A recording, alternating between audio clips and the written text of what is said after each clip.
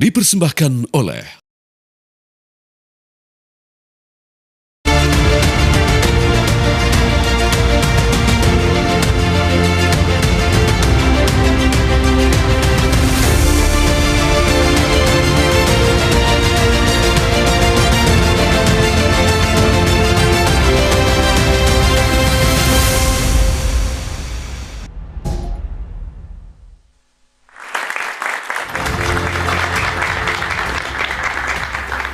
Selamat malam, kami akan membahas mengenai Pekan Olahraga Aceh Sumatera Utara ke-21. Sekali lagi kami bukan bermaksud untuk mencari kesalahan, tetapi indikasi kontroversi, indikasi kecurangan itu muncul dengan sendirinya ke permukaan.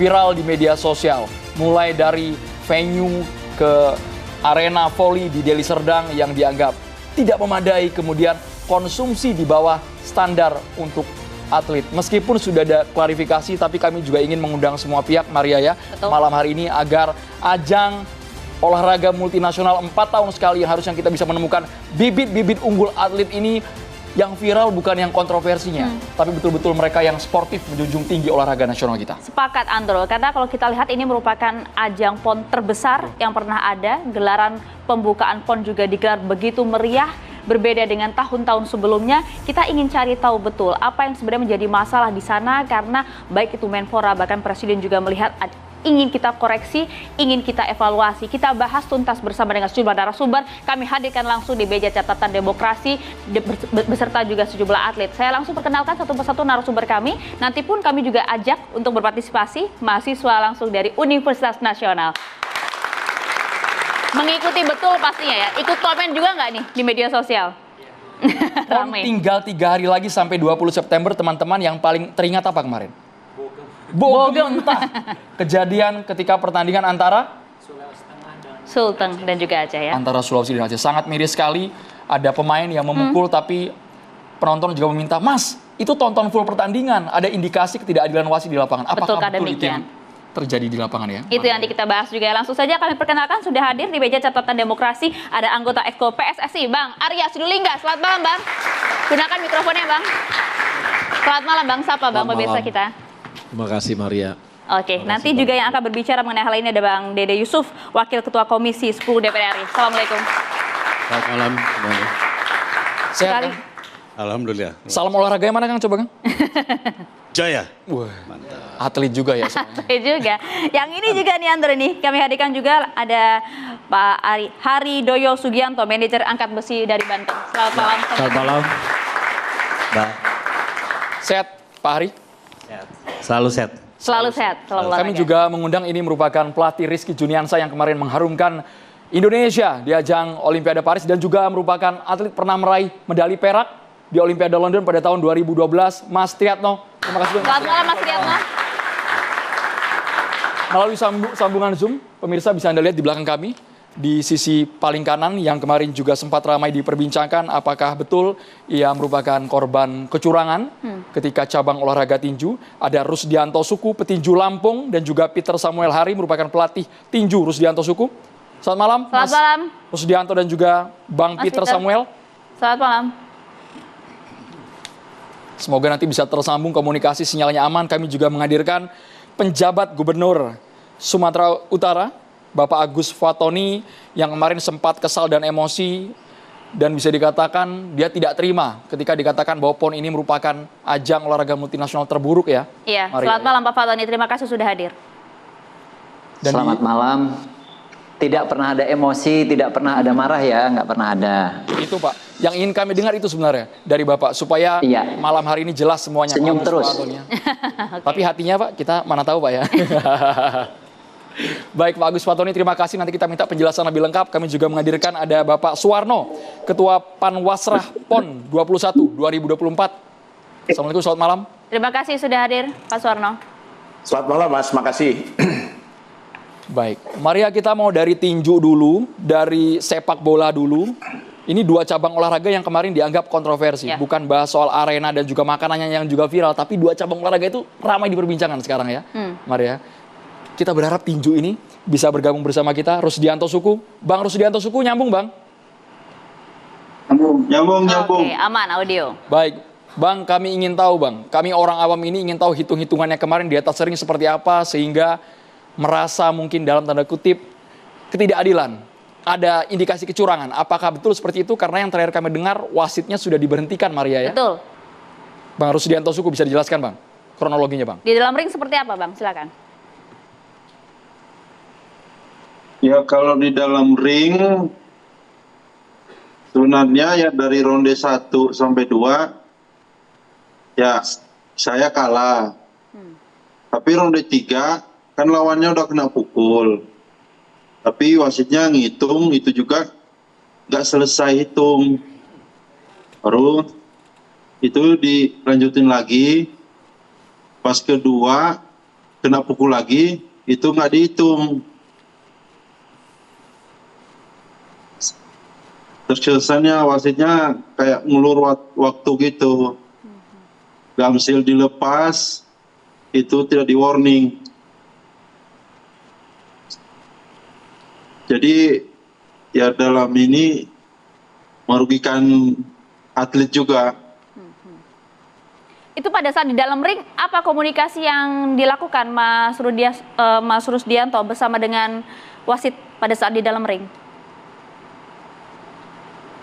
Kalau sama wasit nggak ada ini, tidak ada komunikasi. Sempat komplain nggak Mas? Sempat komplain, cuma wasitnya nggak mengabaikan komplain itu. Maksud kami bentuk protes yang sudah disampaikan langsung saat pertandingan dimulai itu sampai dengan berakhir apa Mas? Itu dari pelatih. Boleh mungkin Pak Peter Ya, Samuel silakan. bisa bantu Pak Peter Samuel bentuk protes dari pelatih saat pertandingan Pak? Bung Peter. Ya, jadi pertama saya mengikuti pertandingan karena saya adalah pelatih yang mendampingi si Rusdianto bertanding.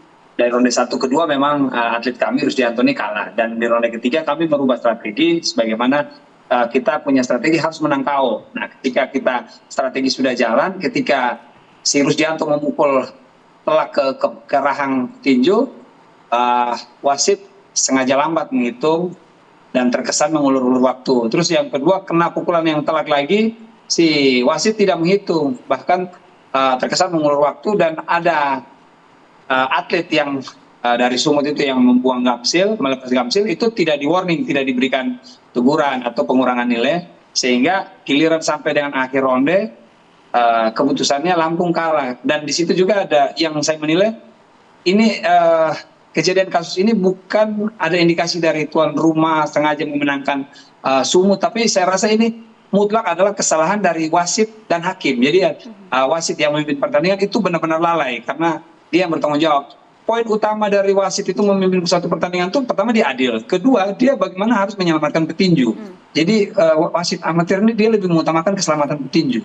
Nah ketika petinju itu kena pukulan berat, dia bisa melihat bahwa ini petinju tidak bisa dilanjutkan, tapi dia memaksakan mengulur waktu supaya petinju itu bertanding lagi, tetapi kena lagi tidak dihitung gitu dan mengulur waktu. Nah di samping itu hakim yang bertugas dari Jawa Barat itu sangat-sangat lalai sekali. Dia di ronde ketiga dia bukan memberikan kemenangan terhadap petinju kami, bahkan terkesan mengalahkan ya, skornya 4-1.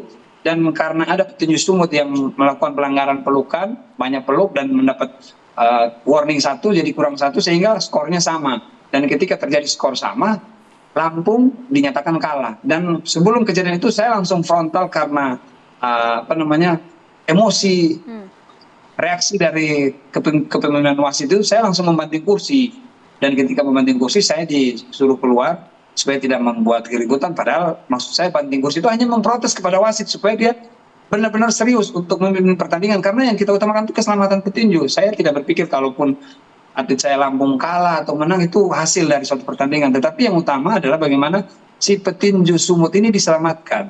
Toh sampai dengan saat ini pertandingan semifinal akhirnya atlet Sumut pun tidak bisa tanding karena mengalami pendarahan di kepala sehingga tidak boleh dilanjutkan pertandingan. Dan saya melihat di sini memang tidak ada indikasi PON ini tuan rumah sengaja untuk mengatur suatu pertandingan untuk memenangkan. Dan saya rasa itu tidak, karena di beberapa pertandingan sebelumnya juga tuan rumah banyak juga dikecewakan. Ada atletnya yang kira-kira mainnya berimbang tiba-tiba diberhentikan, dihitung dalam satu ronde 2 kali, 3 kali, dalam 2 ronde 4 kali hitungan, sehingga atlet Sumut juga kalah. Dan akhirnya saya melihat bahwa memang pertandingan ini bukan disengaja untuk memenangkan tuan rumah, tapi ini murni kelalaian dari para wasit dan hakim yang bertugas pada saat pertandingan ini. Dan itu sangat merugikan kami karena atlet kami ini kan sejak lolos PON kan dia sudah berjuang maksimal, meninggalkan keluarga, meninggalkan anak istri hanya untuk fokus ke PON. Akibatnya di PON karena kecurangan dan kelalaian daripada wasit yang tidak becus dalam memimpin suatu pertandingan, akhirnya dia menjadi korban sehingga perjuangan dia dari sekian tahun untuk PON ini sia-sia gitu. Baik, Bung Peter sangat meyakini ya, Maria. Bung Peter sangat meyakini bahwa itu merupakan kecurangan. Tapi kan itu harus ada bukti juga ya, Bung Peter ya. Tindak lanjutnya seperti apa? Karena menurut Bung Peter ini merupakan murni kelalaian atlet, tidak ada sangkut paut sama sekali dengan orang-orang yang ada di belakang sana. Iya benar, karena saya melihat beberapa pertandingan juga kan ada, sebelumnya ada Lampung lawan Sumut juga. Itu wasit yang memimpin pertandingan, kalau memang dia indikasi membela Sumut, di pertandingan sebelumnya waktu Lampung lawan Sumut juga dia memenangkan Sumut, tapi ternyata tidak. Di pertandingan sebelumnya waktu Lampung lawan Sumut, dari ketiga ronde dia memenangkan Lampung gitu. Artinya memang tidak ada indikasi sengaja untuk memenangkan, oh ini Sumut tuan rumah, enggak. Karena kami melihat dari seluruh rangkaian pertandingan dari hari pertama sampai dengan kejadian, sampai dengan saat ini pun juga ya, kalau petinju Sumut kalah ya kalah, kalau petinju Sumut menang menurut kacamata kami ya menang gitu. Jadi ya kami lihat sih hanya memang murni ini kelalaian wasit yang tidak bijak, tidak adil dalam memimpin suatu pertandingan. Oke, kalau kita lihat pada saat itu kan video yang juga sempat viral kan, nampak atlet Anda juga cukup kaget pada saat di dalam ring itu. Gimana maksudnya? Ya, pada saat di dalam ring itu kan nampak sekali ya, Mas Rusdianto kan juga nampak kaget pada saat wasit kemudian memberlakukan itu. Ya, karena menurut si Rusdianto kan dengan kejadian kena pukulan telak itu sudah bisa dipastikan menang, gitu ya? Wasit. Ya, karena wasit kalau dia benar-benar bijak untuk menyelamatkan petinju, dia akan memberhentikan pertandingan. Karena kita lihat juga pada video itu dokter itu sudah mau naik ring untuk mau memberhentikan pertandingan karena dianggap itu sangat fatal, sangat berbahaya. Baik, sebelum kita ke cabang olahraga lain, Bung Peter dan juga Mas Bung Rusdianto, sekarang hasilnya adalah wasit Roy Kewani ini sudah diberhentikan dari helatan PON. Apakah menurut Bung Peter ini merupakan implikasi klimaks yang merupakan dari pertandingan atlet Anda, Bung Peter? Yes, di sini kami merasa itu sudah suatu punishment buat dia karena dia memang lalai dalam melaksanakan tugas. Dia sebagai pengadil dalam suatu pertandingan, tapi dia merasakan ketidakadilan. Tetapi dalam kejadian kemarin kami juga sangat dirugikan karena terus terang kami menjadi korban, atlet kami kalah, yang kita bisa menyatakan, kita bisa lihat bahwa atletnya harus menang, tapi akhirnya keputusan kalah. Dan kedua, karena akibat dari kelalaian wasit itu saya melakukan protes sehingga saya pun di skors itu dapat punishment juga untuk tidak mendampingi atlet saya yang bertanding berikutnya. Dan itu merupakan suatu kerugian bagi tim tinju Lampung dalam perhelatan PON ini karena masih ada satu atlet kami yang akan bertanding di semifinal yang mudah-mudahan bisa lolos sampai final dan bisa mendapatkan prestasi maksimal. Oke, tapi sudah cukup puaskah kemudian Anda menilai hal ini? Punishment diberikan langsung dipecat sang wasit?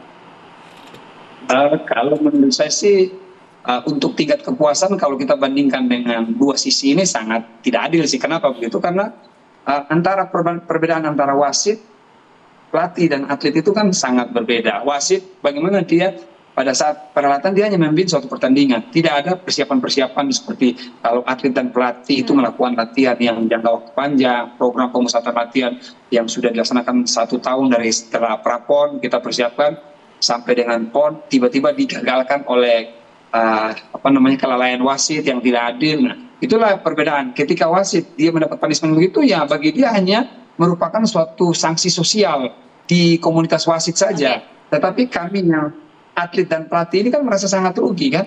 Pengorbanan kami selama ini sia-sia, komitmen kami terhadap pembangunan olahraga, bagaimana kita membangun olahraga lewat prestasi, tapi kan hanya sia-sia dengan kelalaian daripada wasit itu. Pasti kami pun juga paham ya.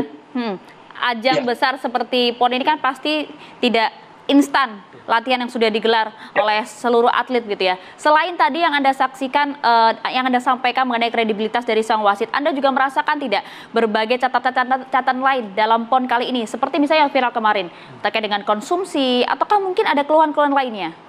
Venue kah? Jadi ini, kalau khusus kami cabang olahraga tinju, kami kan pertandingan di Pematang Siantar. Kalau di Pematang Siantarnya kan hanya satu cabur aja, yaitu olahraga tinju. Dan di sini kami lihat pelayanan yang diberikan kepada kami itu sangat luar biasa. Kami tinggal di hotel bintang 4 atau bintang 3 ya, ini di Sapadia Hotel. Nah itu sangat luar biasa. Makanan pagi prasmanan, malam prasmanan, siang nasi kotak, dan ini semua standar hotel karena di resto itu juga ada dokter gizi yang tiap hari mengukur takaran gizi yang akan diberikan oleh hotel untuk makanan. Dan untuk venue sendiri bagus juga, hanya mungkin agak kurang besar aja karena di aula no mention, jadi seluruh atlet bertanding dari atlet atau penonton tuh hanya menyaksikan dari satu sudut pandang aja, satu sisi aja. Tapi untuk dibanding dengan yang lain juga PON ini untuk cabur tinju sangat bagus karena hanya fokus tinju, jadi semua fokus ke tinju, baik transportasi, gizi itu semua fokus ke tinju, keamanan baik dari kepolisian, dari TNI, terus dari dinas perhubungan yang melakukan transportasi, semua fokus ke cabur tinju. Jadi untuk cabur tinju artinya seluruh fasilitas sudah dirasakan cukup luar biasa dan bahkan melebihi standar ya? Ya, bagus, sangat bagus. Jadi kita juga harus objektif juga kalau untuk sarana prasarana cabur tinju nggak ada masalah sama sekali. Tapi soal fair play, semua cabang olahraga ingin fair play, sportivitas dijunjung tinggi. Kita nanti ingin dengar suara dari DPR, bagaimana tindak lanjutnya agar PON tidak tercoreng gara-gara letupan-letupan yang viral di media sosial yang dianggap negatif. Sesaat lagi hanya di Catatan Demokrasi, pemirsa. Iya. Bapak dari mana, Pak? Dari Banten, Pak. Dari Banten. Belum makan malam, Pak? Belum ada, Pak. Belum ada malam ya? Kalau Bapak dari mana, Pak? Jatim. Belum makan malam, Pak ya? Belum. Baru katanya ya, Pak? Baru katanya. Ini juga dari Banten nih, ayah ya? Apalagi saya jauh-jauh dari Cipocok. Itu tuh. Ya, anak saya juara pecah rekor nasional ini. Kemarin Olimpiade, malah di sini makannya gimana ini? Udah uangnya aja, kalau di Banten. Ya, tuh ini dari panitianya nih, udah nyerah. Ya, awal-awal begini, terus bagus, terus tiba-tiba begini lagi. Ya. Semangat. Oh ya, kasihan dimarah-marahin terus sama manajer. Nih, LO-nya dimarah-marahin terus, mau pada nangis tuh. Ya. Aduh.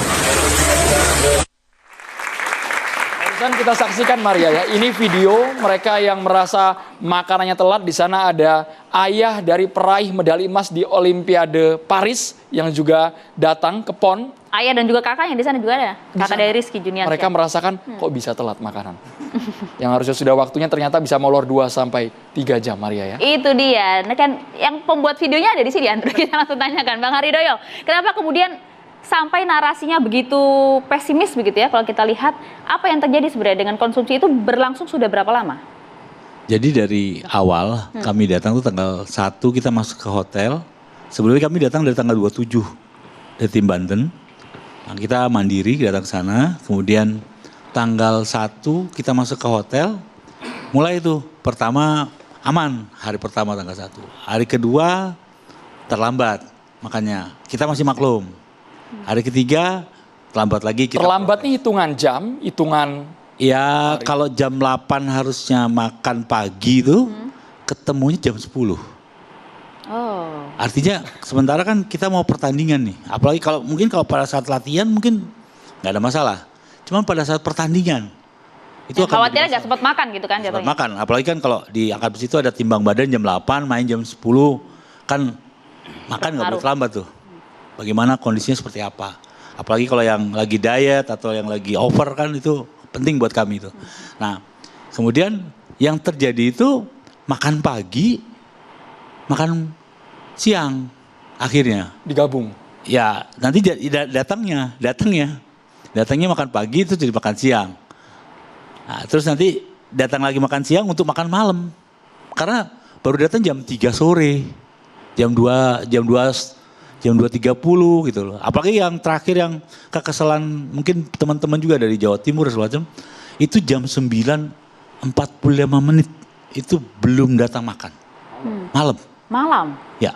Itu Padahal terjadi. harus tidur jam berapa kalau atlet Anda?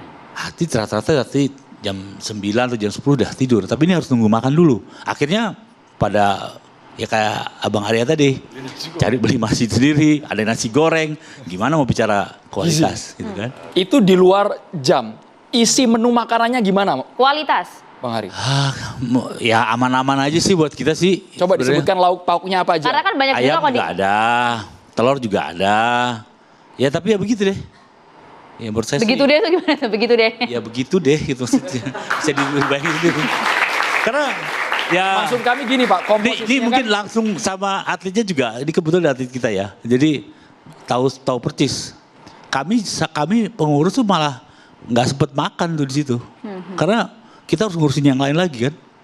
Jadi kalau udah makannya terlambat segala macam, apalagi atlet kita, makanya kita dulukan atlet. Ayo beli dulu deh, biar supaya nggak masalah. Akhirnya sempat juga beli sendiri. Beli sendiri. Maksud kami, Maria ya, apakah betul komposisinya itu 4 sehat 5 sempurna? Soalnya kemarin sempat Itu yang dikeluhkan tuh. 4 sehat 5 sakit Mas Triatno katanya. Betul demikian Mas? Ya kalau sampai sakit sih enggak, cuman kan memang menunya itu sedikit sekali Mas. Ayamnya itu kayak ayam overweight, jadi kecil gitu kan. Terus sayurnya tuh kemarin sempat ngelihat sayur buncis, potongannya itu cuma 5 potongan gitu. Sampai sempat dihitung ya Mas ya? Iya, karena memang kecil banget porsi yang dikotakan itu kan ada kecil banget sih memang. Makanya kita bilang ya gitu deh. Ya gitu deh. Oke. Mas Triatno? Ya. Oke, kalau tadi kan disebutkan memang kualitasnya ya begitulah ya kalau seperti Ya, Anda sampaikan. Tapi berpengaruh tidak kalau kita berbicara mengenai gizi atlet? Ya karena untuk gizi atlet kita bisa nambah lagi beli di luar, nggak harus nunggu dari konsumsi panitia. Kita beli di luar, pengurus juga beli di luar. Jadi untuk nambah yang kurang itu. Artinya kalau bisa kami simpulkan untuk kualitas dari makanan untuk para atlet Ya. di bawah standar? Ya pastilah. Ini Mas ya, sambil Seperti kami ini ya, tampilkan Mas, ini ya? betul nggak isinya? Supaya kita nggak hoax juga nih. Ini buncis yang dihitung Isi Mas? nasi bener nggak? kotaknya persis kayak gini nggak? Iya gitu, betul. Nah itu kan telurnya ada satu doang gitu kan, kuahnya nggak ada gitu kan. Terus Sambil kita ayamnya tunjuk overweight ya, tuh. di layar ya. Ini nasinya nasi putih ya? Ya nasi putih. Ayamnya overweight. Kecil gitu. Ayam telur kecil ya? Ini apakah menunya sama setiap hari atau ada variasi? Sayurnya sih lebih variasi sayur, terus kadang daging juga ada. Nggak tiap hari ayam, daging ada. Tapi begini Mas, kalau kita berbicara mengenai gelaran besar seperti PON atau setara dengan PON gitu ya, biasanya kualitas makanannya seperti apa kalau bisa dibandingkan dengan ini? Ya minimal ayamnya nggak segitu, terus sayurnya tuh ada kayak sop di plastik lagi atau gimana gitu kan. Nggak yang cuma secuil gitu doang. Gitu sih. Bertahan berapa lama itu Mas makan nasi kotak dengan menu seperti itu? Kita lebih sering beli sih. Oh, Karena buah kan ada Mas memang kemarin? makannya begitu, kita dibeliin terus. Terus apalagi timbang pagi jam 8 tuh harus kita makan dulu 2 jam selang bertanding tuh kita harus makan dulu, maka untuk makan itu sih kayaknya kurang, terus kita beli sop segala macam gitu. Jadi yang dikhawatirkan berat badan bisa nyusut itu ya, bukan? Iya. Padahal kan kalau angkat besi kan berpengaruh sekali dengan timbang badan kan Betul. Andro? Tapi Mas, betul nggak kita ingin konfirmasi dulu mungkin Pak Hari atau Mas Tri kemarin ada yang bilang lambungnya luka.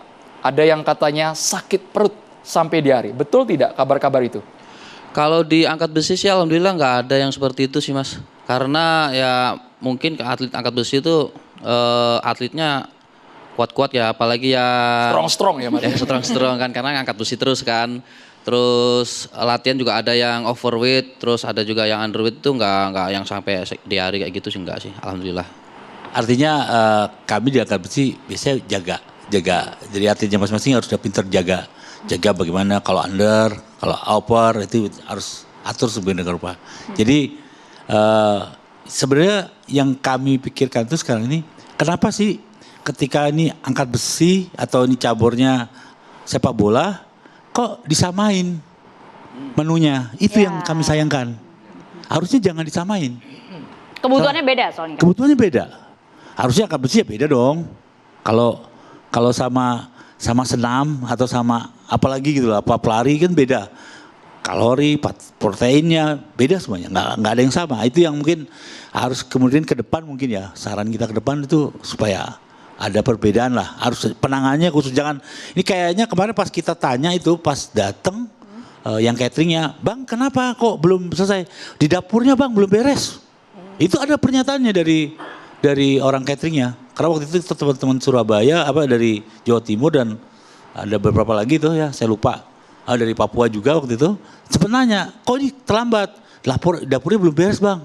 Wah berarti ini dapurnya buat angkat besi aja nggak? Enggak Bang, ini buat seluruhnya.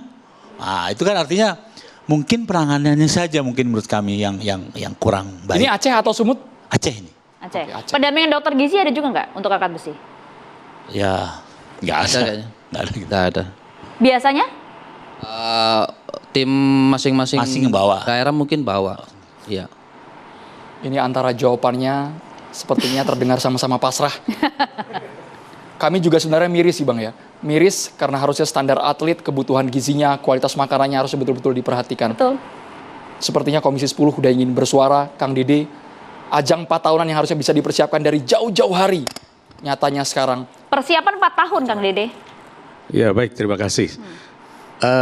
Menurut saya ini kayaknya ada pembagian kewenangan yang belum tepat.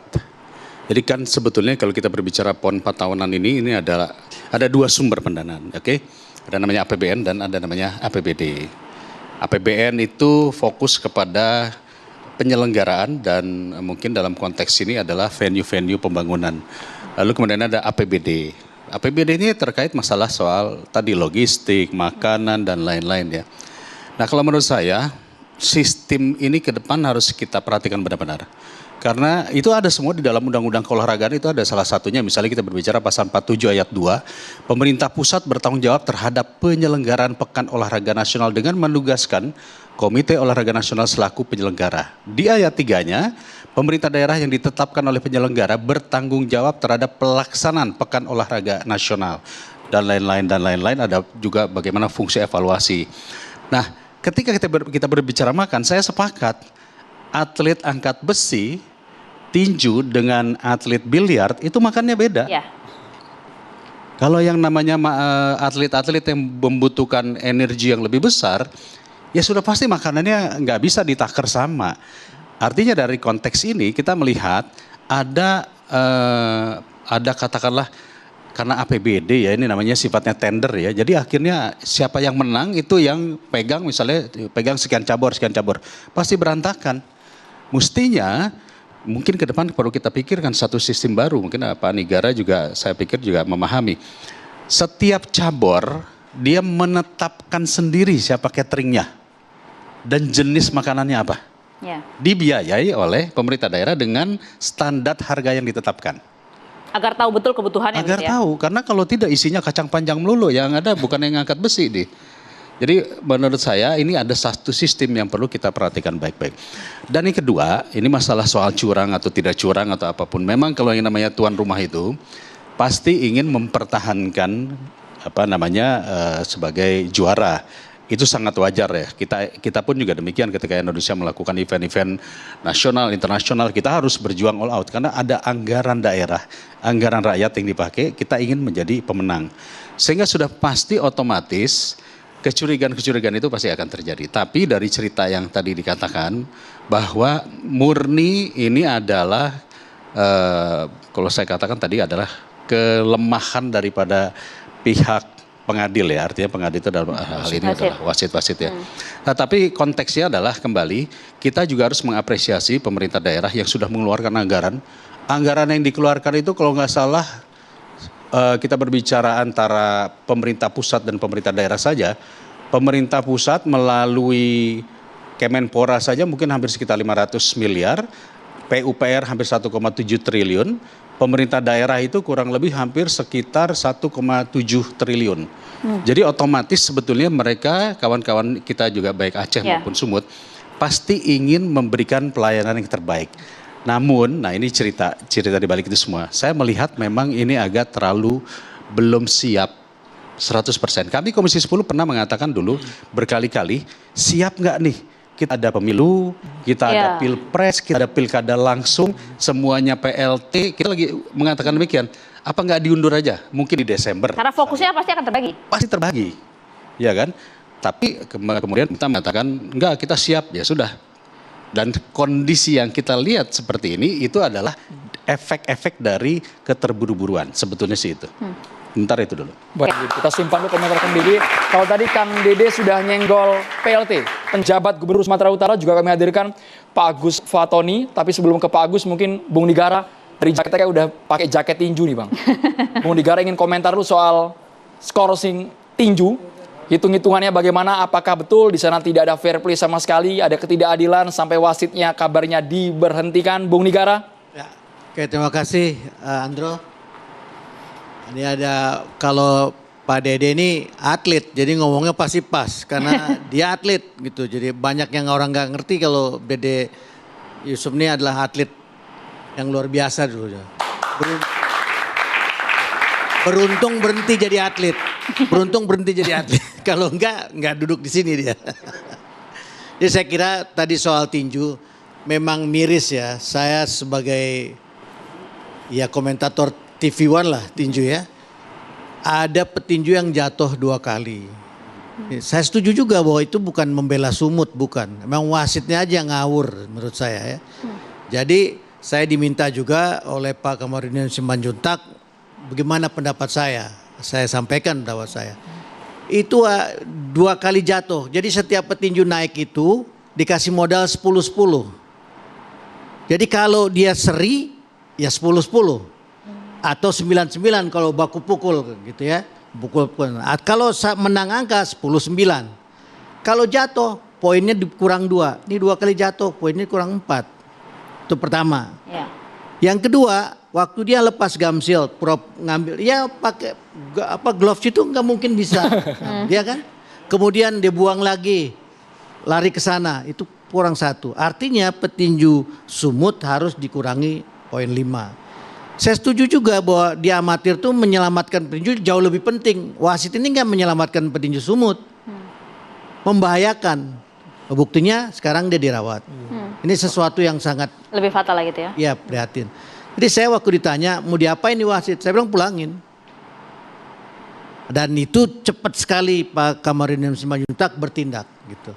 Jadi saya kira memang ke depan jangan lagi ada wasit-wasit yang kayak gini. PON ini kan alat pemersatu bangsa, bukan pemecahan bangsa. Itu yang paling penting gitu.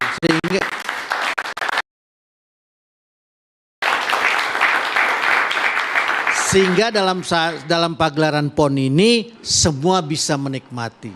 Keekonomian rakyat tumbuh gitu ya. Ini jangan sampai seperti habis PON selalu ada masalah. Kita lihat Riau stadionnya jadi apa sekarang. Kalimantan Timur Palaran stadionnya jadi apa sekarang. Ini yang gak jauh-jauh nih yang baru belum lama Papua jadi apa stadionnya sekarang. Berapa anggaran yang dikeluarkan? Pak Dede tadi udah sebutkan. Ya. Jadi kayak saya kira ke depan harus kita pikirkan seperti apa. Ini caburnya juga paling dahsyat ini. 67 cabang yang dipertandingkan. Boya kita mikir nih, kalau ini saya nih, kalau saya. Kita pikirinlah ini bagaimana ke depan nih. Jadi PON ini menjadi satu loncatan untuk atlet-atlet kita ke SEA Games. SEA Games untuk ke Asian Games, Asian Olimpiade. Ini enggak. Atlet POM ada yang 5 kali tampil di PON. Kebayang gak Arya? 5 kali. Ngapain ya? Kan 20 tahun. Terus mau ngapain gitu? Artinya apa? Artinya enggak sesuai dengan apa yang kita harapkan. Jadi ini ke depan juga saya berharap Komisi 10 bisa lebih selektif. Misalnya PON dibagi 2 aja. PON Olimpiade, PON yang rekreasi. Setiap 2 tahun. 2 tahun PON ini di mana tempatnya? Cari yang paling komplit. Cari yang paling komplit. Jadi jangan sampai PON ini membangun sesuatu yang baru, akhirnya ketersia-sia karena nggak bisa dimanfaatkan. Kan nggak banyak kayak seperti Gelora Bung Karno. Itu aja Gelora Bung Karno, saya mantan direktur operasional di Gelora Bung Karno. Itu aja kita sulit untuk menghidupi Gelora Bung Karno. Padahal eventnya banyak di tengah kota. Itu aja masih nggak bisa gitu loh. Bagaimana lagi yang di daerah? Ini juga harus kita pikirkan. Begitu. Jadi ke depan betul-betul berharap kepada teman-teman di Komisi 10 bisa memberikan atensi yang lebih besar lah supaya ini jangan ada kesia-siaan setelah PON begitu. Iya. Karena tadi sudah disebut Komisi 10, sebetulnya begini. Kalau Komisi 10 waktu itu bikin undang-undang keolahragaan, Bang Negara, mungkin kita tahu. Dan kita mengatakan fokus kepada DBON. Desain Besar Olahraga Nasional, di mana yang wajib dibiayai oleh negara itu adalah cabur-cabur Olimpik. Nah, jadi kalau bicara cabur Olimpik kan ada 14 cabur plus 3 tambahan ya, mungkin olahraga favorit seperti sepak bola, basket atau apa lagi saya lupa ya, ada 3 tambahan. Nah, oleh karena itu kita harus fokus mencari bibit-bibit baru yang nanti akan tadi dinaikkan ke SEA Games, Asian Games, bahkan sampai kepada Olimpik. Nah, ini sudah tertuang di dalam undang-undang. Adapun cabur-cabur lainnya itu sifatnya adalah menjadi desain olahraga daerah DOD. Tertuang juga di dalam undang-undang bahwa setiap daerah wajib memiliki minimal 2 cabur unggulan. Misalnya kita sebut saja di DBON tidak ada perahu naga misalnya, tapi ada satu daerah yang kuat di situ. Dia silahkan, ini menjadi tanggung jawab pemerintah daerah. Nah, kalau 67 cabur pasti ada yang over tadi kan, kalau tadi dikatakan ayamnya aja overweight. Ya ini caburnya overweight juga. Ya kan? Jadi sebetulnya semua kalau kita berbicara skala aturan semua sudah ada. Cuman kelihatannya ini ada rasa sungkan, nggak enak kalau cabur itu tidak dipertandingkan. Oke, itu pertama. Jadi saya sepakat sebetulnya kunci daripada Pekan Olahraga Nasional ini jangan harus fokus kepada per 4 tahunan. Karena akibatnya yang terjadi adalah orang dipaksa ngejar target lalu terjadi bajak-membajak atlet. Hanya ngejar untuk per 4 tahunan tadi. Kita harus bikin, saya sepakat yang dikatakan Bang Negara, untuk yang versi Olimpiknya itu boleh 4 tahunan. Tapi ada versi yang nasionalnya, yang sebetulnya mau 67 kayak mau 75 cabur kayak, itu per 2 tahun aja. Tujuannya apa? Menghidupkan event-event olahraga. Dengan makin banyak event olahraga, makin atlet makin terlatih. Nah, disinilah konteksnya. Jangan ngejar hanya per satu event sekian triliun, habis. Ujung-ujungnya pasti ada yang masuk penjara. Kan kita kebanyakan nih, maaf nih saya harus ngomong ya. Anggaran terbesar kita itu hanya buat event, bukan buat pembibitan. Bukan buat atlet-atlet, bagaimana mereka berjuang, bagaimana mereka berlatih. Hanya buat event. Selesai. Dapat kontraktor ini, dapat kontraktor itu, vendor ini, vendor itu. Atletnya apa? Ya hanya nunggu bonus. Nah, itu sebabnya di dalam Undang-Undang Keolahragaan juga kami mengatakan bahwa negara harus fokus kepada pembibitan.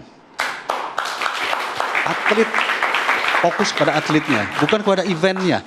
Kita jangan sampai kita bangun-bangun stadion ratusan miliar selesai nggak kepake. Triliun. Ya, itu aja sih. Sebenarnya semua udah ada tuh Bang di situ Bang. Saya kira apa yang disampaikan Pak Dede ini harus kita sambut dengan baik gitu ya. Karena memang itu jangan sampai kita pesta, habis pesta cuci piring nggak ada hasilnya. Ini kan berat gitu. Berat gitu. Jadi ke depan harus kita pikirin betul-betul PON model apa yang kita perlukan. Karena jangan lupa juga PON ini memang alat perjuangan karena kita ditolak ke London tahun 1948 gitu. Lalu kita bikin PON, Pekan Olahraga Nasional, padahal pesertanya setengah di Surakarta sekitarnya aja. Tapi mengatasnamakan nasional. Kenapa? Kalau negara yang udah bisa menggelar pesta olahraga, artinya negara itu stabil. Itu aja sebetulnya. Semangat persatuannya itu tadi kan yang dimaksud Bang Negara. Jangan sampai PON ini jadi alat perpecahan. Itu yang paling menyedihkan. Gitu. Tapi kemarin ada adegan yang bisa dibilang memalukan di lapangan hijau ketika ada pemain yang sampai memukul, memberikan bogem mentah kepada wasit karena pukulannya hook. Itu pukulannya hukanan. Nah, itu dia. Hukanan dan mendarat di rahang. betul. Itu betul. TKO. Nah, itu dia. Iya. Gitu. Dan yang paling sepanjang sejarah saya jadi wartawan olahraga, wartawan sepak bola dari tahun 79 sampai 2012 di lapangan, kemudian sampai sekarang mengamati. Saya sekarang anak buahnya Pak Haryadi Sinulinga nih di PSSI, gitu. Belum pernah saya melihat pemain sedingin itu. Memukul wasit kemudian tertawa tersenyum. Belum pernah ada. Itu dia. Orang bermukul wasit, berkelahi, tonjok-tonjokan di lapangan itu biasa dalam sepak bola. Tapi pelakunya pasti bersembunyi. pasti nutupin muka. Ini Kalau ini pelakunya busung dada, nanti akan kita Apa bahas yang sesaat terjadi? lagi Bung Nigara. Ada Bang Arya yang sudah speak up soal sepak bola di ajang PON. Saat lagi Bang Arya ditahan. Usai jeda di catatan demokrasi.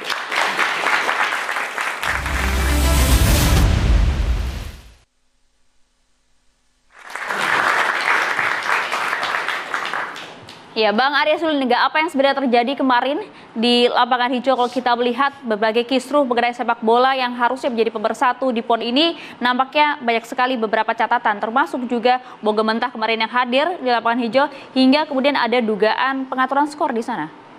Oke, baik. Yang pertama, terima kasih. Ini sebenarnya kan tidak agendanya PSSI ini, PON ini. Jadi di luar dari agenda PSSI, sehingga ini lebih banyak sebenarnya di Asprof sebenarnya. Di Asprofnya, di cabur-cabur di daerah gitu ya. Jadi kita pun tidak begitu leluasa sebenarnya dengan pertandingan PON ini. Karena keamanan apa semua itu Daerah. bukan di bawahnya PSSI gitu ya. Lain kalau kayak liga apa semua memang kan itu memang betul. Jadi sebenarnya itu ini kemarin kita bereaksi karena Pak Eriknya malu aja. Yang sebenarnya kan itu karena hakimnya pun dia tersendiri, bukan Komdis. Ini Bang Nigara ini Komdis di PSSI, tapi Berarti ini bukan di bawah PSSI ya? jadi enggak, ini jadi di bawah PB PON itu dia, itu Dewan Hakim namanya. Sebenarnya mereka yang punya kewenangan nanti apa semua. Cuma ini karena kita prihatin aja nih, Pak Eriknya prihatin dengan situasi ini. Jadi beliau ambil langkah pertama adalah gimana supaya pertandingan yang ada ini bisa fair. Membuat semua provinsi-provinsi yang di semifinal itu lebih tenang. Maka kami ganti itu hakimnya, wasitnya. Diganti wasitnya, dimasukkanlah wasit Liga 2 dan Liga 1 yang terbaik kemarin. Makanya kemarin di semifinal udah bagus. Udah nggak ada lagi tuh, karena kan diawasi juga kan. Kita cari yang terbaik turunkan. Final nanti pun itu pun yang terbaik dari Liga 1 Liga 2. Itu langkah pertama yang yang sudah diambil oleh kita supaya pertandingannya yang juaranya beneran juara gitu loh. Jangan lagi ada karena ini, karena itu, jangan gitu. Nah, itu yang satu. Nah, tapi sisi lain kita juga melakukan investigasi. Kita kirim kemarin ada 7 orang itu mewakili komite banding ada, komite pertandingan ada, komite keamanan ada juga dari komite wasit turun, ada Komdis juga masuk. Jadi ada 7 yang kita turunkan ke sana, udah melihat kondisi, kita investigasi. Yang pertama adalah pemain. Apapun ceritanya, nggak boleh mukul wasit, itu nggak boleh. Dia tetap harus diajarkan bahwa wasit apapun keputusannya harus terima. Nanti kalau protes itu ada mekanismenya, protesnya. Bukan dengan cara memukul. Itu udah pasti salah. Tapi kita akan lihat nanti hukumannya apa. Yang kedua, kan banyak komplain terhadap wasit. Ini pun kita akan selidiki. Wasitnya kenapa bisa seperti ini. Setelah itu, kita akan cari juga kenapa wasitnya bertindak seperti ini. Apakah ada unsur kesengajaan, atau ada tekanan, atau ada yang mengatur. Intervensi. Ada permintaan misalnya, tanda kutip nih. Kemudian tidak hanya itu, kami pun mengevaluasi internal kita di PSSI. Karena yang namanya penugasan tetap diminta oleh PON kepada timnya PSSI. Jadi kami mau lihat juga, ini penugasannya benar nggak? Ada nggak yang main dalam penugasan ini? Ini udah kita ambil data, udah mulai ada bukti-bukti, ya cukup menggairahkan juga bukti-buktinya. Bang Nigara. Boleh di-spill Bang, catatannya apa hasil kemarin? Ya, ada deh. Bang Arya, tapi pokoknya ini, soal data sama bukti Bang, kan kemarin ada indikasi Bang ya, kami juga tidak ingin menuding, katanya wasit Eko dari Ogan Komering Ulu ini kabarnya tidak masuk di line up inti wasit yang diturunkan Aceh Sultan. Tiba-tiba 5 menit sebelum pertandingan berubah. Wasit Eko yang masuk, itu betul tidak Bang? Bukti ini itu masuk pun juga? Benar. Itu benar. Makanya itu kan bagian dari data yang kita terima. Itu benar. Nah, tapi ada juga kami lihat ada tertentu lah yang ternyata ya tapi udah dapat semua kok. Jadi ini nggak lama lagi akan keluar keputusan terhadap pemain, terhadap wasit, terhadap ada nggak orang di belakangnya. Kemudian ada lagi siapa yang ngasih penugasan ini. Ini akan clear nih, hukumannya akan clear. Artinya ada permintaan? bukan permintaan. Nanti kita lihat nih bagaimana. Tapi kalau bilang ada pengaturan skor, enggak. Karena kan Sultengnya korban. Kalau dia ngatur skor harusnya dia mengalah gitu loh. Atau apa, ini kan enggak. Dia kan juga mengatakan dia korban. Jadi kita udah lihat, jadi ini akan jadi proses. Berapa hari ini akan keluar hasil lah. Jadi akan mudah-mudahan ini ini efek jerak. Semoga tidak ada lagi yang seperti ini. Jadi memang yang namanya hal-hal yang seperti ini, hukuman itu efek jerak yang penting. Bukan soal dihukum, enggak, bukan soal itu. Tapi efek jerak sehingga tidak ada lagi kejadian seperti ini. Bang Arya tadi mengatakan bahwa Ketua PSSI merasa malu sampai akhirnya bertindak. Apakah nanti sanksinya berlaku bukan hanya untuk wasit yang porsinya besar, tapi juga pemain bolanya, Bang?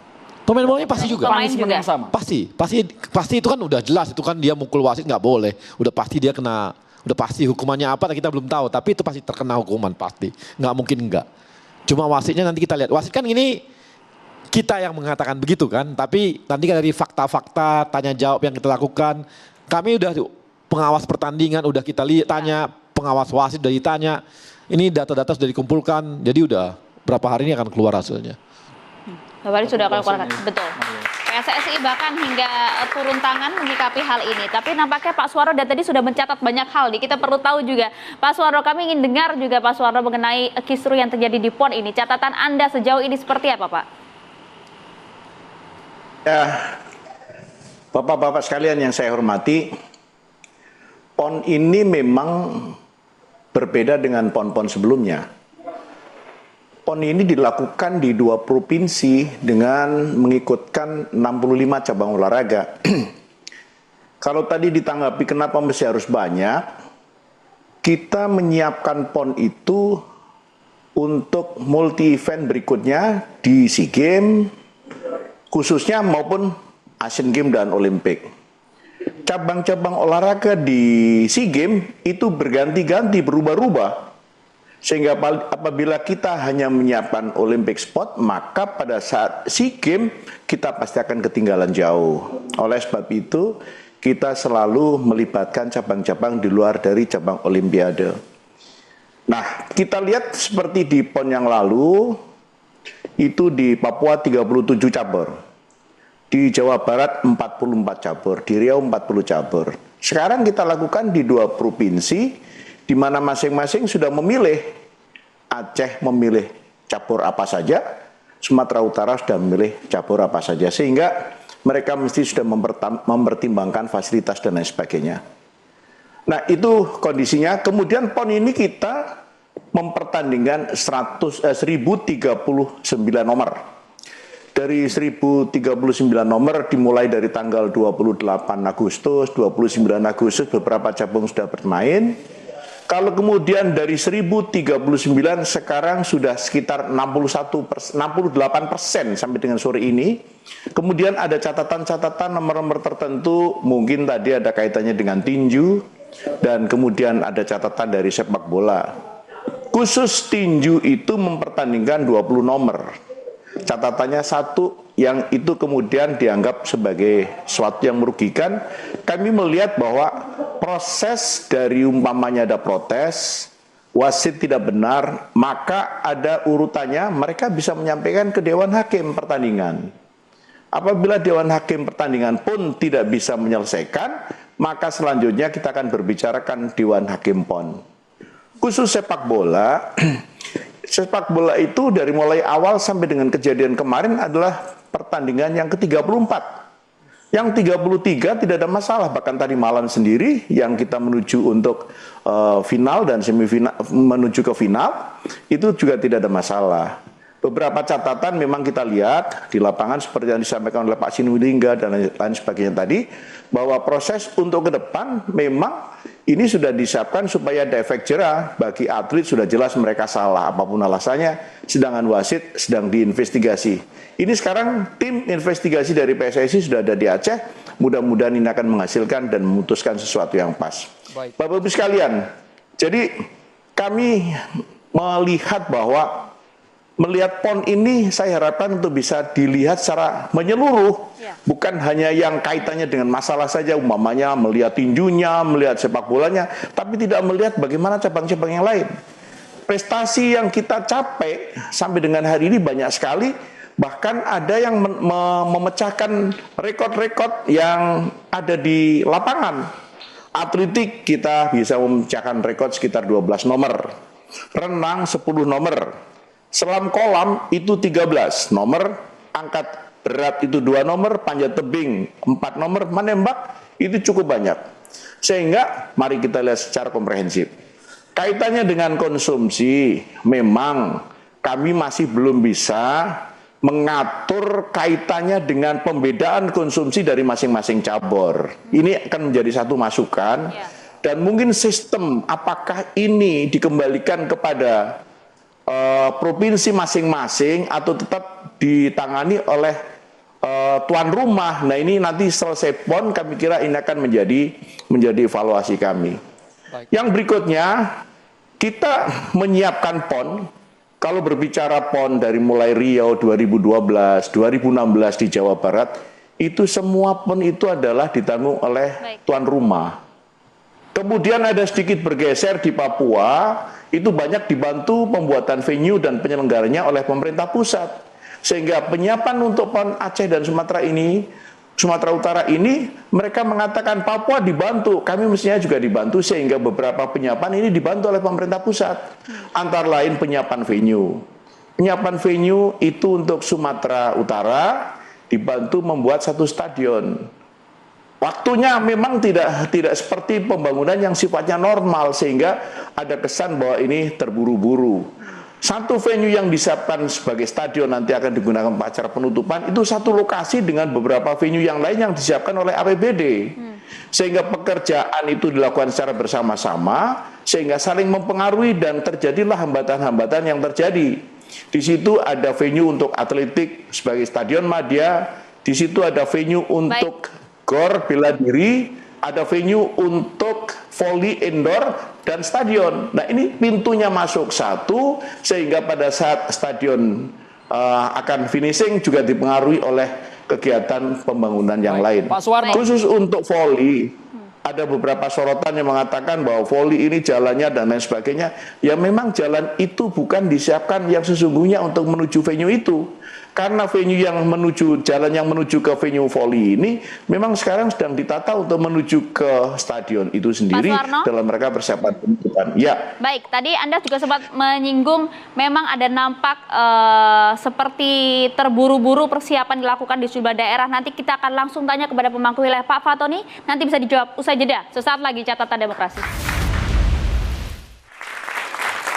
Di studio sudah ada Menpora periode 2012-2013, Mas Roy Suryo, kemudian juga ada dari tim sepak bola Sulawesi Tengah, Bung Napoleon. Tapi sebelum ke Bung Napoleon dan juga ke Mas Roy, tadi Mas Roy juga ingin mendengar langsung dari penjabat Gubernur Sumatera Utara, Pak Fatoni, dengan berbagai kendala yang dihadapi, akses prasarana-sarana ke venue, bagaimana Pak Fatoni? Komentar Pak Fatoni yang sudah lama menunggu ya.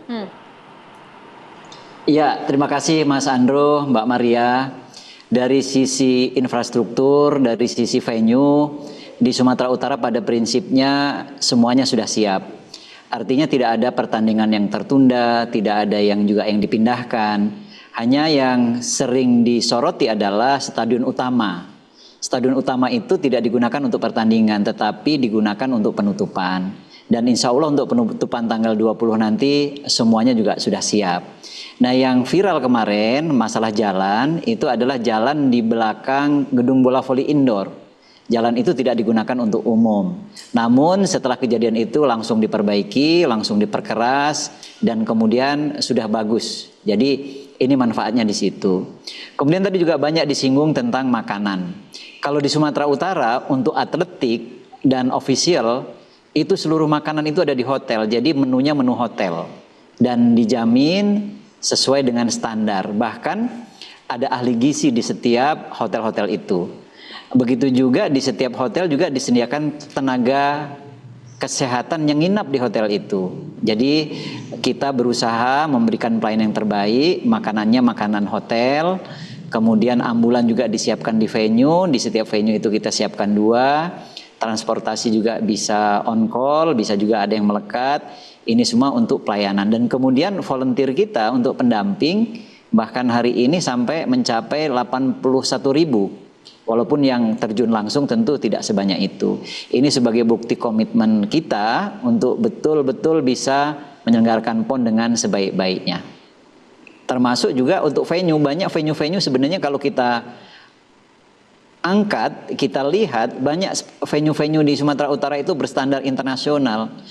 Seperti misalnya venue atletik. Di situ Stadion Madia itu sudah bertaraf internasional, kemudian ada sertifikatnya. Kemudian untuk bola voli indoor itu juga terbaik di Indonesia. Kemudian untuk gateball-nya juga seperti itu, bowlingnya juga seperti itu. Jadi ini venue-venue yang bagus. Kemudian ada juga untuk bola voli pantai itu juga bagus sekali. Kalau Pak Menpora bilang, iya.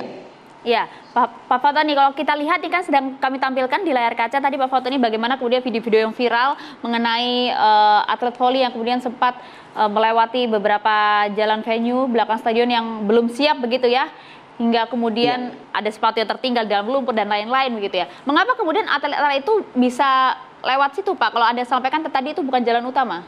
Apa yang terjadi sebenarnya Pak Fatoni? Iya, pada saat itu sebenarnya ada sesaat ditutup jalan depan karena ada rencana kunjungan. Maka karena mau masuk ke lokasi itu mereka lewat belakang. Maka yang belakang itu kondisinya seperti itu. Sebenarnya belakang ini tidak digunakan untuk akses.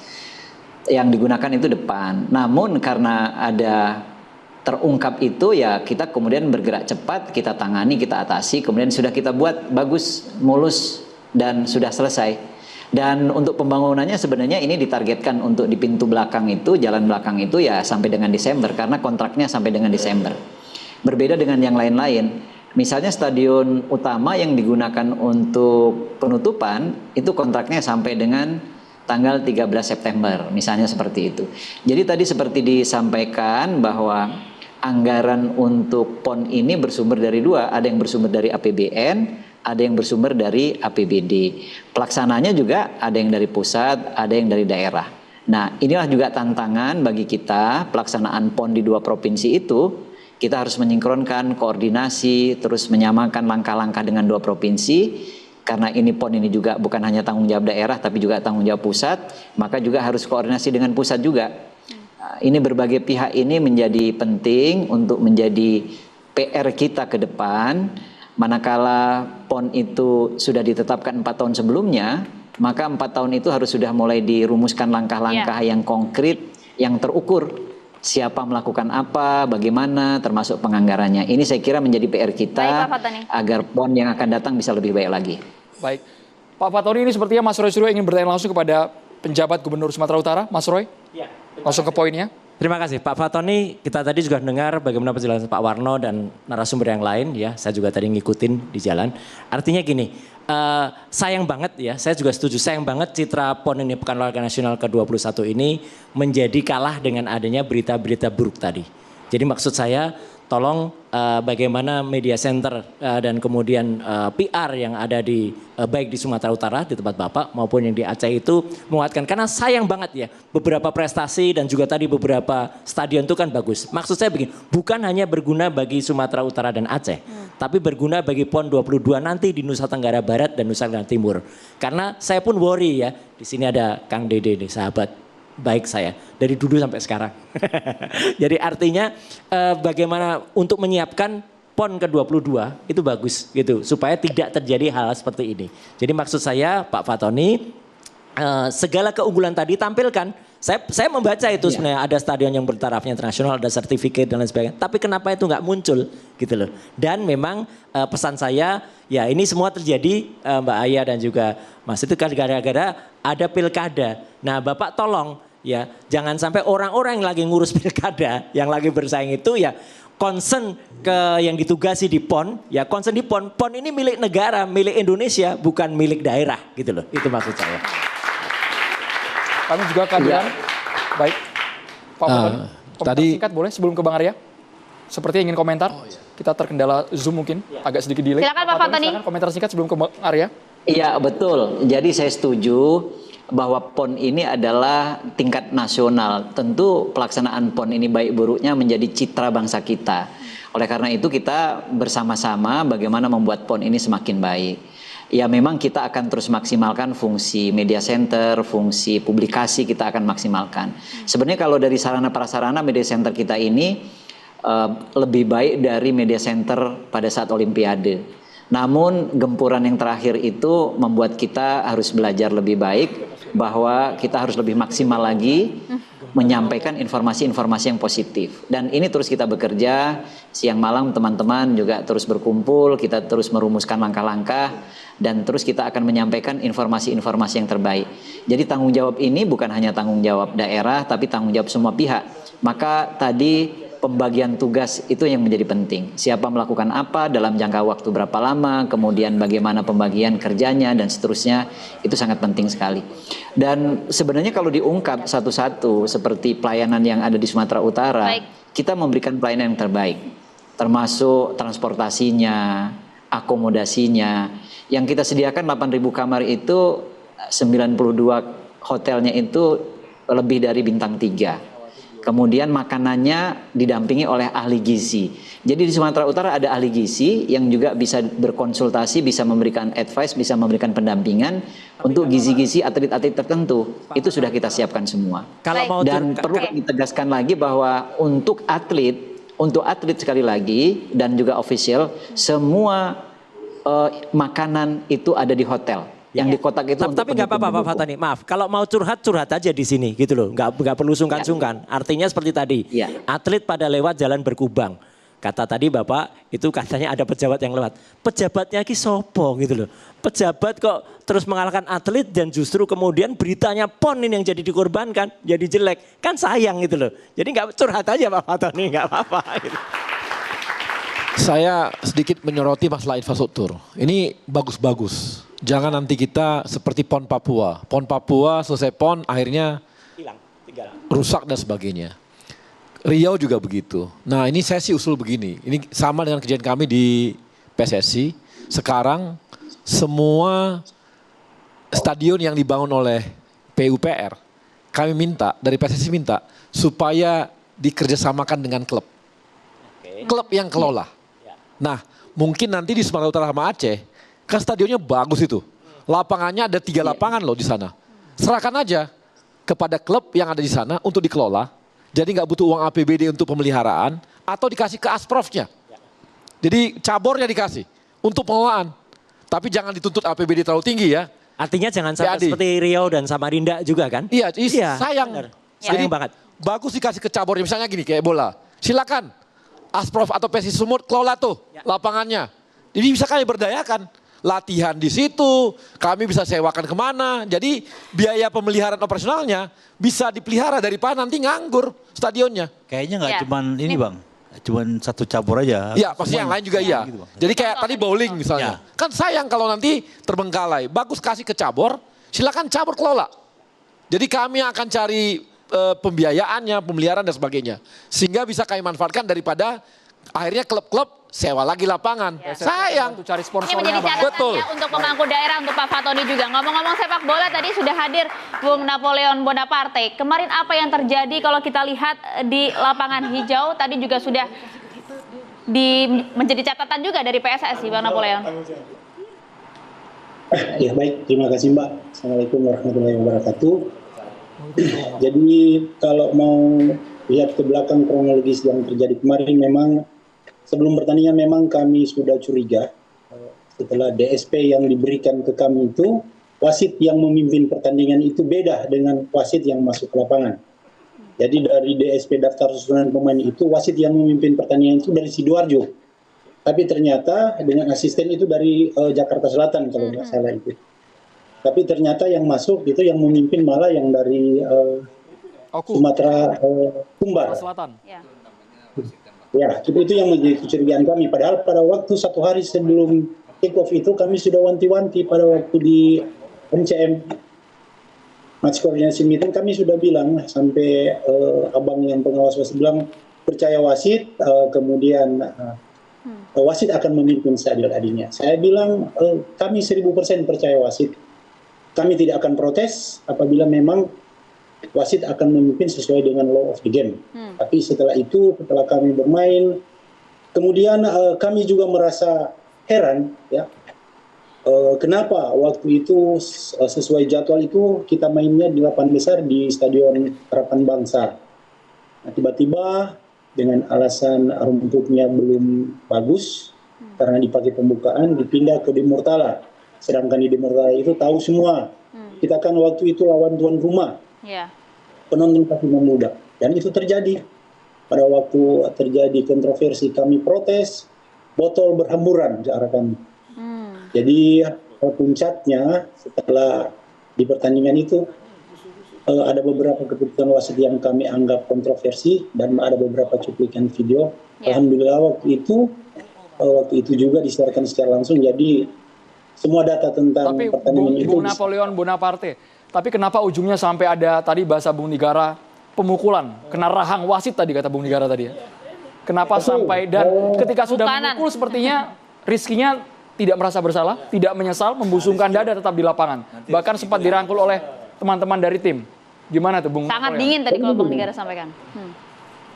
Jadi begini, kita harus sepakat. Kita sama-sama ingin membangun sepak bola yang dimulai dari anak-anak ini, anak-anak yang masih dalam kelompok usia. Kalau mereka merasa ditekan, mereka merasa dizolimi, pasti mereka akan melawan. Caranya seperti itu. Kami tim ofisial pelatih sudah berusaha untuk meredam mereka. Tapi saya pikir ini bagian dari ketidakpuasan dari anak muda sehingga dia tidak terpikirkan bahwa dia nanti akan kena sanksi, spontan dia lakukan itu. Kalau dibilang bahwa dia itu membusukkan dada enggak, saya pikir enggak seperti itu. Baik. Lihat, kalau memang dia waktu itu punya rencana memukul, pasti dia marah karena waktu itu wasit langsung tunjuk titik putih kemudian lari ke tengah. Waktu itu dia ketemu. Dan sampai sekarang pun dia masih tetap murung, dia tetap menangis, coach, bagaimana keadaan saya. Insyaallah kemarin berurai air mata Bang Arya. Iya, kita kan tadi saya katakan bahwa ini tindakan kita langsung saja.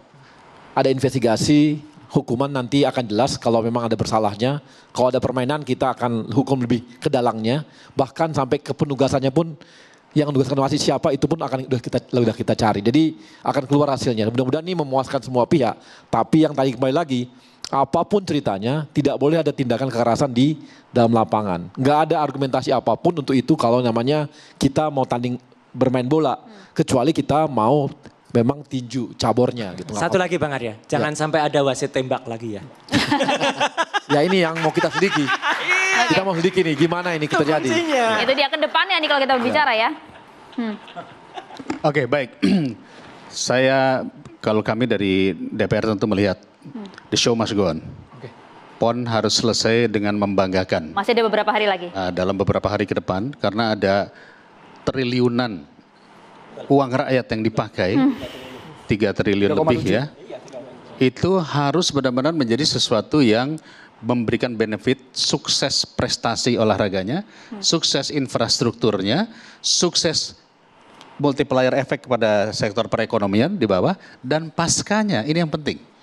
Paskanya yang tadi sudah disampaikan bahwa gedung-gedung atau venue-venue yang lain itu harus dimanfaatkan. Jadi benar, bukan hanya klub-klub saja, malah di dalam undang-undang keolahragaan sudah di state bahwa ini bisa bekerja sama dengan yang namanya pendidikan, dunia pendidikan, fakultas olahraga, TNI, Polri untuk menggunakan fasilitas itu dan olahraga masyarakat. Karena masyarakat juga boleh menggunakan, jadi jangan hanya hanya oleh 1-2 pihak saja. Ini milik masyarakat, milik rakyat. Kami berharap semua pihak bisa tergerak untuk mendorong, memajukan olahraga kita, khususnya buat ajang-ajang seperti PON seperti ini. Sesaat lagi, Catatan Demokrasi akan segera kembali pemirsa, tetaplah bersama kami.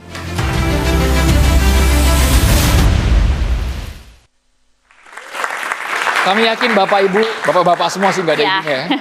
Yang ada di sini rasa ingin mengeluarkan, menumpahkan semua unek-uneknya soal PON, tapi kita dibatasi oleh durasi Maria. Ya? Itu dia, meskipun gelaran PON masih ada beberapa hari, itu tadi kita sepakat bahwa gelaran PON ini tetap harus dijaga menjadi pemersatu bangsa, Andro, untuk kemudian kedepannya agar lebih baik lagi. Terima kasih kami ucapkan pada seluruh narasumber. Terima kasih Bung Arya, terima kasih Kang Dede, Bang Nigara, terima kasih juga Bang Wardo, terima kasih Mas Roy.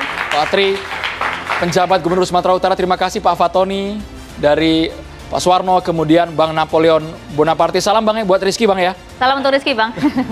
Kami berharap olahraga kita terus maju dan PON ke-21 Aceh Sumut ini betul-betul jadi catatan, jadi evaluasi yang nanti akan dikoreksi oleh DPR dan juga Kemenpora. Saya Andrew Meda Merkuri. Saya Maria Segaf. Kita berdua pamit. Terima kasih pemirsa. Sampai jumpa.